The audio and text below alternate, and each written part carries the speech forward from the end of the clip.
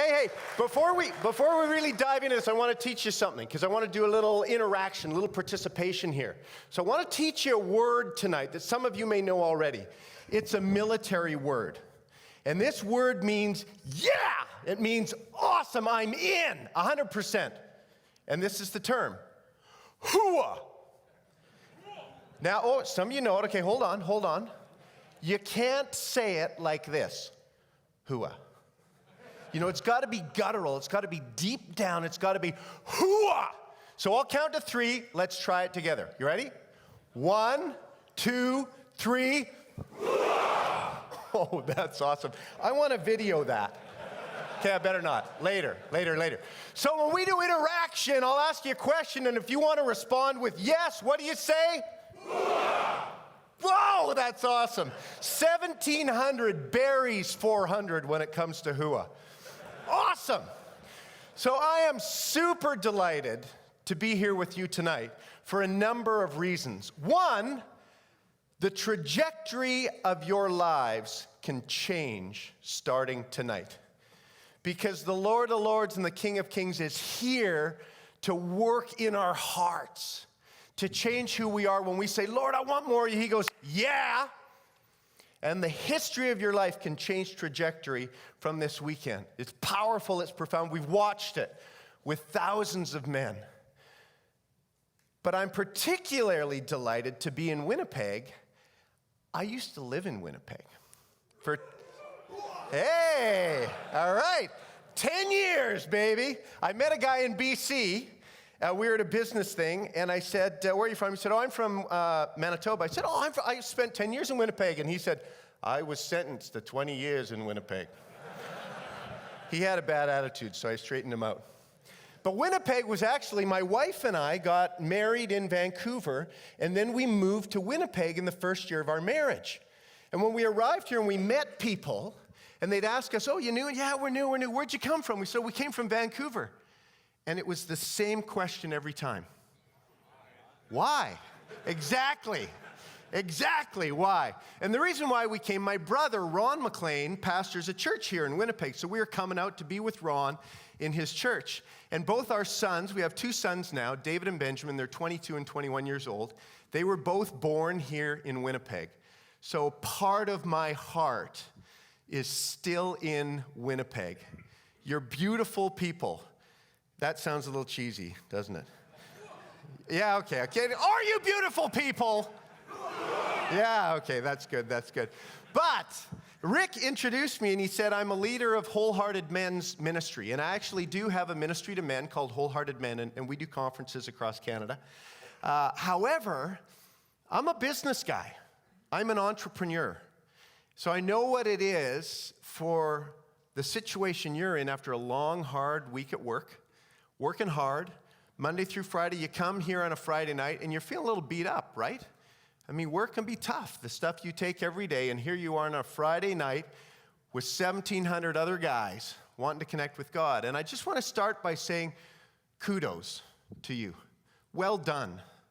Well done for choosing in the midst of everything that demands you in your life to come here tonight, this weekend, and say, Lord, I want more of your heart for me. That's fabulous. So, well done. Well, thank you. So, my entrepreneurial career actually started in Winnipeg in a very unique way. I worked with the Winnipeg Jets Hockey Club. Are there Jets fans in the house? I saw a very brave dude earlier. He had a Chicago Blackhawks jersey on.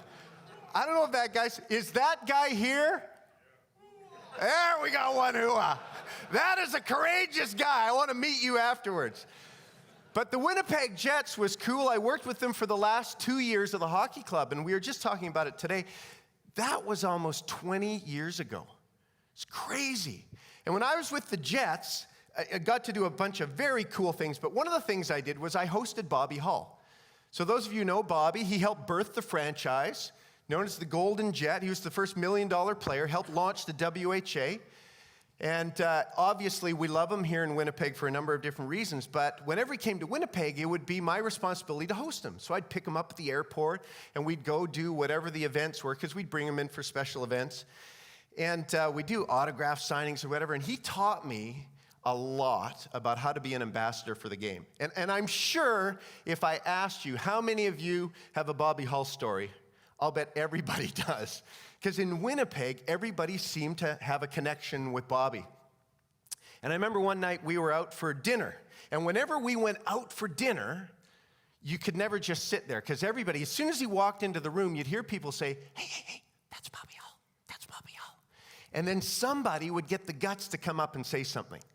So we'd be sitting there, and a guy would come up and he'd go, hey, Bobby, I'm Bill Smolinski. You remember we met back in 1973 with my dad, Bob? Well, he's got no idea, but he would treat this guy well. He'd say, Bill, great to see you again, and how's your dad doing? He'd say, well, he's doing really good, actually. Well, Bill, you say hi to your dad from Bobby, and thanks for stopping by. And I thought, that guy has a great understanding of what it means to be an ambassador for the game. And we were sitting at dinner one night, and he recited this poem that I thought was totally profound. And I said, Bobby, that is amazing. Can you teach me that? He said, sure, yeah, I can teach you that, Dave. So I got my book out, and I said, okay, start. And he'd do the poem. You know, you can only write so fast. So he's doing the poem, and I'm writing, so I go, whoa, stop. Okay, go from the second verse. And he'd start, and then we got to about the third verse in, and I said, okay, start there again. And he'd go, I can't do it from the middle. I got to go from the beginning every time. So he went through that whole poem like 16 times so I could get the poem. Here's the poem. Sometime when you think you're important. Sometime when your ego's in bloom. Sometime when you think that you are the most important in the room. Sometime when you think that your leaving will leave an unfillable hole. Try this simple example. See how it humbles your soul. Take a bucket. Fill it with water. Jam your hand in it up to the wrist. Pull it out, and the hole that's remaining is the amount of how much you'll be missed. You may splash all you like as you enter. You may churn up the water galore. But wait just a moment and see. It looks much the same as before. Now, the moral of this quaint little story is do the best that you can. Take pride in your work, but remember, there's no indispensable man. And I thought, here's one of the greatest hockey players to play the game, saying, you know what, nobody's indispensable. I'm part of a team. I got something that I'll contribute, but I need the team. I need other people to be the best that I can be. And that, to me, demonstrated humility in a powerful way that I believe all of us need to walk in, a degree of humility to say, man, I got stuff to learn. Hey, I can do this, but boy, there's more I can grow in, there's more I can understand, there's more I can learn, and I need to be part of a team to be the best that I can be. So I learned a number of profound lessons from Bobby. One of the other things I did, and some of you may remember this, and if you do, just yell out hooah, because it'd just be funny. Do you remember when the Jets had that jet that would go on the ice before the game in the golf cart, and we'd drive around, and the mascot would fire prizes into the stands from the slingshot on the back vertical stabilizers on the jet? How many of you remember that? That was my gig. Because our pregame show was terrible. You remember we had that big thing of Alpha-Getty, and the mascot would throw the Nerf ball into the stands, and then the fans would throw it back and try to get it in the Alpha-Getty. So we thought, we got to do something with a little more jam. So we thought, okay, I know, let's take a golf cart, let's stud the tires, let's build a fighter jet chassis, and it was a brilliant craftsman in Kelowna that built this fighter jet chassis, fold down wings, strobe lights on the wings, with, the shark's teeth on the front. It was an F-15 fighter jet. It was awesome. And then the mascot would drive it around, and we'd fire prizes into the stands, and it was sponsored by Lotto 649. So we had to test this thing out, and I studded the tires with half-inch studs. Yeah, I'm not the sharpest knife in the drawer. So we had to test it out the day before the game, right? Make sure it could work. So we get this thing, and it looks so cool. I'm going, this is awesome. And we drive it on the ice. And as I watch it drive away, I just see chunks of ice flying up behind the fighter jet. And I'm going, oh, this is not good. This is not good. And then the studs start pulling out of the tires. So now the ice is littered with metal studs. I prayed, Jesus, you got to help. It was a disaster. If we'd done that the day of the game, I don't know what would have happened, but I wouldn't be telling you about my employment with the Winnipeg Jets Hockey Club. So we quickly got this thing off the ice. We cleaned up the ice. We had to get it fixed. We picked all the studs. We got on our hands and knees, picked all these studs out of the ice. They fixed the ice, and we realized that half-inch studs are probably a little overkill on that. And I forget what we put in, but it worked out okay. It was good. But it was a fabulous learning ground for me being with the Winnipeg Jets. And one of the cool things that happened there, part of my job was to create revenue-generating promotions for the hockey club. You know, we wanted to entertain fans, put butts in the seats, and generate revenue for the hockey club. So I was sitting in my office one day, and I prayed. I said, Lord, I need your help. I want to create something here that's going to entertain our fans and is going to generate revenue. People are going to love this. So I just prayed, said, Lord, would you give me an idea? And as I sat there, I looked down at my garbage can, and there was a garbage bag sitting in the garbage can, and I just started to daydream. How many of you guys, when you were younger, used to make parachutes for your army men and throw them up in the air out of garbage bags, and they'd float down? Any who-was? Yeah! So I'm daydreaming, garbage. I remember when I was a kid and Army men and the G.I. Joe. And then it's like the Lord goes, that's a great idea. You could do that here. And I thought, we'll do big parachutes. And we'll give away T-shirts. And on the underside of the parachute, we'll print the sponsor's logo. And we'll call it Descending Interactive Signage. And the fans will go nuts. So I whipped the garbage bag out of my garbage can, cut it in a square, tied string to it, grabbed a T-shirt out of our tickle trunk, ran into the arena, went up into the press box, threw it out, and it drifted down, and I thought, that is the next great sports marketing promotion. Called up one of my clients and said, you got to get down here. We just created the coolest thing ever in sports marketing, and you get the first crack at it. She came down, sat down. I went up in the press box, described the whole thing, threw it out. It drifted down, landed beside her. She went, sold. And that was the beginning of what I called the promo shoot promotion. And we ended up, when the Jets left, and my wife and I and our two kids moved back to BC, I started a sports marketing agency. And we did promotions with pro teams all over North America. And one of our marquee promotions was the promo shoot. And it was actually voted the best on-field promotion in North America in 2000. We did the opening ceremony of the World Track and Field Championships. We did the Cotton Bowl, or the Peach Bowl, sponsored by Chick-fil-A. Tons of cool things in pro teams all over the NBA and the NHL. But it started in Winnipeg. I love Winnipeg. Winnipeg rocks. So I'm an entrepreneur. I had a sports marketing agency and a marketing agency. I ended up selling those, and I began to do more speaking. I do leadership training and keynote addresses at conferences on the topic of wholehearted leadership. So I work under the banner of wholeheartedleaders.com. I do Wholehearted Men, but I also help lead leaders with an organization called the Executive Committee Canada, Tech Canada. So I help leaders lead. So business and entrepreneurship is just part of how I'm wired. So I'm here tonight to speak to you, not as a pastor, but as a business guy, a guy like you who's just wanting to know how to walk with Jesus every day. Get up, go to work, do what I need to do, and to say, Lord, what does it mean for me to walk with you where you've called me into the marketplace? Help me to know how to serve you. So I want to tonight share 3 key truths for you that I believe can have a profound and powerful impact in your life. So the first key truth is delight, not disappointment. Delight, not disappointment. And here's what I mean by that. Zephaniah chapter 3, verse 17 says, the Lord your God is with you, and he is mighty to save. He delights in you, and he rejoices over you with singing. That to me says, the Lord delights in me. But what do we tend to think as men?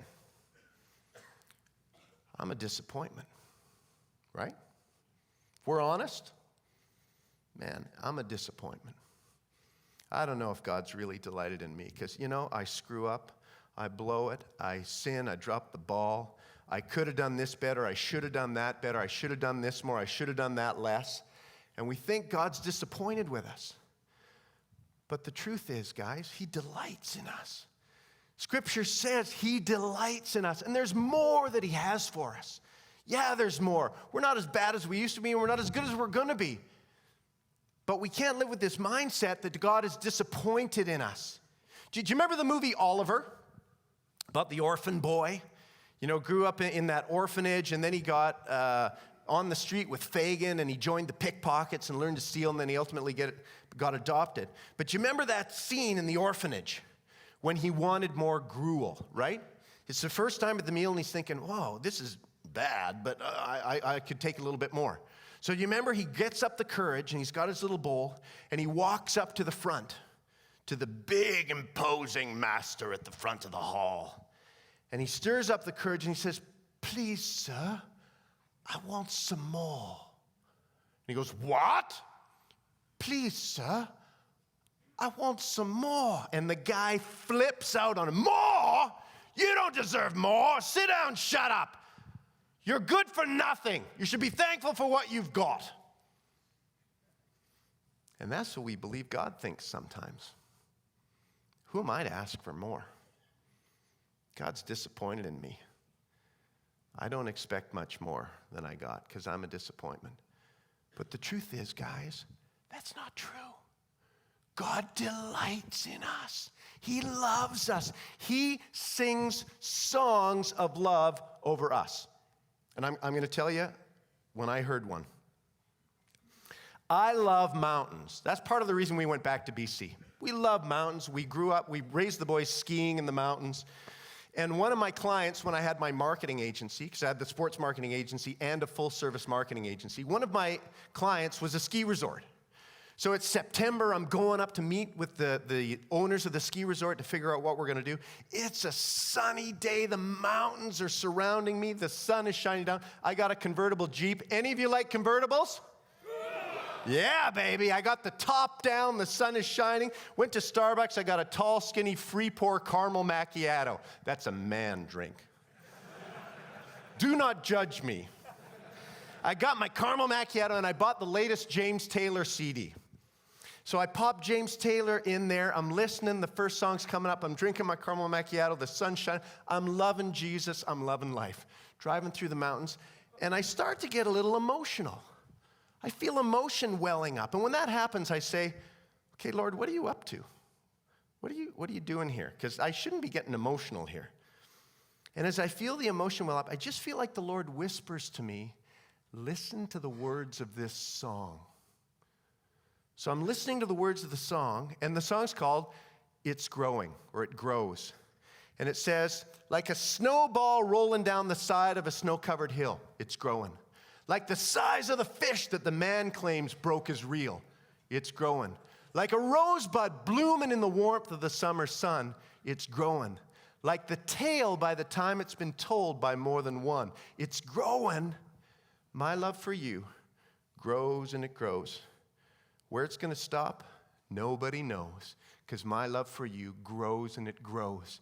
And as I'm hearing these words, I start to get more emotional. I feel like the Lord says, I'm singing this song over you, because I delight in you. And we got to get that truth. God delights in us. He loves us. It's not disappointment, it's delight. So turn to the guy next to you and say, dude, God delights in you.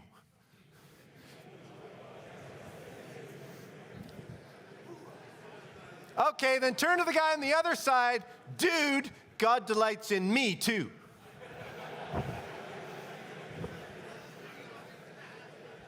And if you saw a guy that nobody turned to, grab him and say, dude, you're included in this too. God delights in you.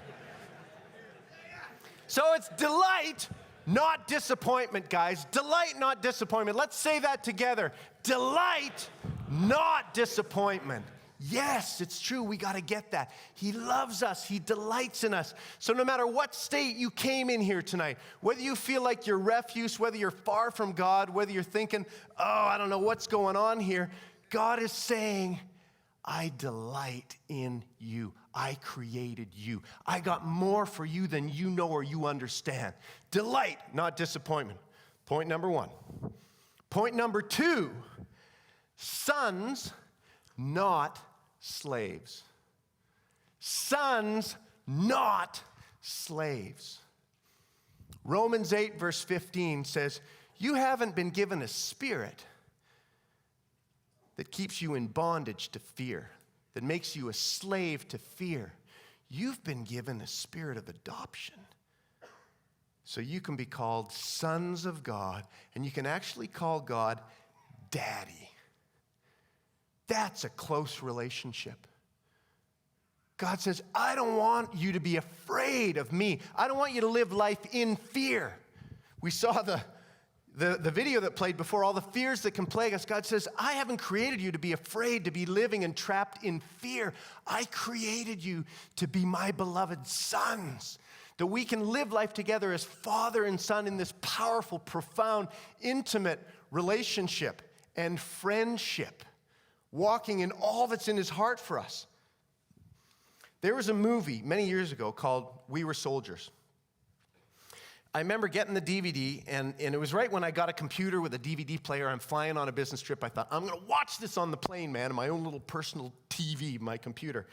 And as I pulled the cover out, it said, brothers, fathers, husbands, sons. And I looked at it and thought, yeah. And I felt like the Lord just whisper and say, yeah, that's true, but wrong order. I thought, what does that mean? So I worked through it a little bit. It took me a while, and I realized what God was saying. There's a process. First, before everything, we are sons, then brothers, then husbands, then fathers. The foundation for our identity needs to be the fact that we're beloved sons. Because if we don't know that we're a beloved son that God delights in, that our Father has adopted us into his family because he delights in us. If we don't understand the Father heart of God, that we're beloved sons, we spend our life trying to prove ourselves. And we know what this looks like. Guys who are desperate to prove that they're valuable, that they're worthy, that they got something to offer. And other guys who have resigned themselves knowing, I'll never be able to prove that I'm valuable and worthy and have anything to offer. So they're trapped in resignation. Some are trapped in desperation. Others are trapped in resignation. It's because we don't know the love of our Father. And when we understand that we're beloved sons of God, created to be in intimate relationship with our Father, suddenly we got nothing to prove. I got nothing to prove. Now, everything I do is an act of worship, not trying to prove that I'm valuable and prove that I'm worthy of love. It's awesome. It's freeing. Sons, not slaves. Turn to the guy next to you and say, dude, God's called us to be sons, beloved sons.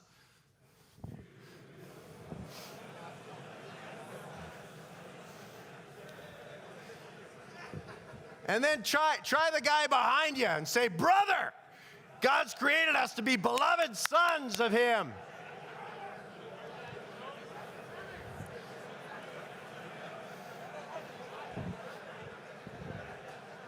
Okay, now turn to the guy on the other side and say, quit talking to me. I want to listen to Dave. Hey, you guys are sharp. The guys in Vancouver actually did that. Hey, quit talking. What? No, so the second point, guys, is sons, not slaves. Sons, not slaves. Let's say that together. Sons, not slaves. Yeah, totally. Is that worthy of a hooah? Yeah, that's good news, eh? So the first point, do you remember what the first point was? What? Sorry, what was? Oh, I forgot. Right, yeah. So first point. So delight, not disappointment. Let's say that together. Delight, not disappointment. Second point is sons, not slaves. Yeah, this is good news. All right, you guys, I love this. I am definitely getting a selfie with you guys saying hooah afterwards. Third point, full-time, not part-time. Full-time, not part-time. Matthew 10:39, Jesus says, you want to know life? You got to give me your life. You got to surrender your life to me, and you'll discover my life for you. But you try to find life on your own, you're not going to discover life. Give me your life, and I'll give you my life. And I'll tell you, when this became very real for me, guys, I was with the Jets. And I actually joined the Jets after it's a profound disappointment in my life. My wife and I were going to go overseas to join an organization called YWAM, work with young people and help young people know the love of God all over the world. And our plans came crashing down, and I ended up needing work. And I had done some contract work for the Jets, so we talked, and they said, yeah, come on, join us full time. But my heart wasn't there. I wanted to be overseas doing ministry for God. And here I am working with the Winnipeg Jets. To everybody else was the coolest thing in the world. But to me, I wanted to be out working full-time for God. So one day, we were in an office tower then because we still had the old arena and we didn't have enough room to work in there. So we were in this office tower, 16th floor, down near Portage Place there. Or Polo Park, I mean. And I went and I was overlooking the city and I'm whining to God. You know, sometimes you whine to God. You know what he says back sometimes?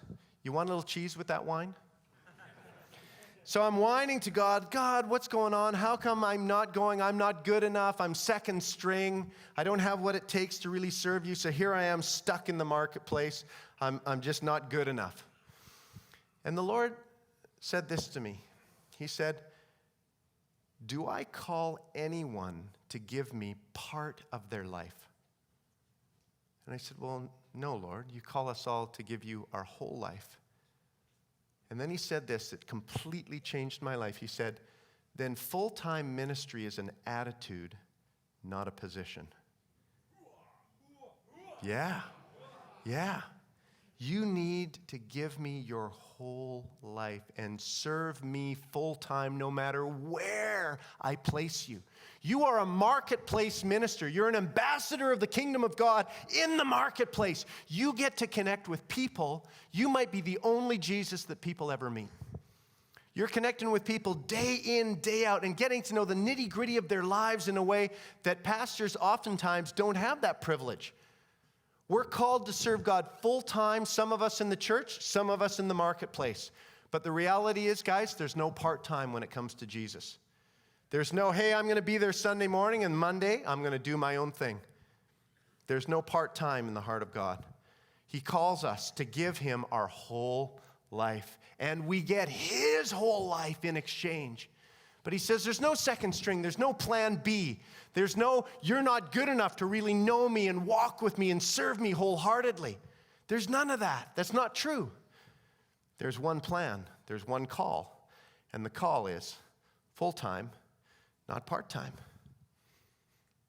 So turn to your newfound friend on whatever side and say, dude, God has called us full-time to walk with him.